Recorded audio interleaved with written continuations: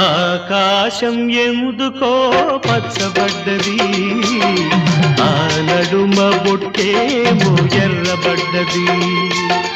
ఆకాశం ఎందుకో పచ్చబడ్డది, ఆ నడుమ బొట్టేమో ఎర్రబడ్డది.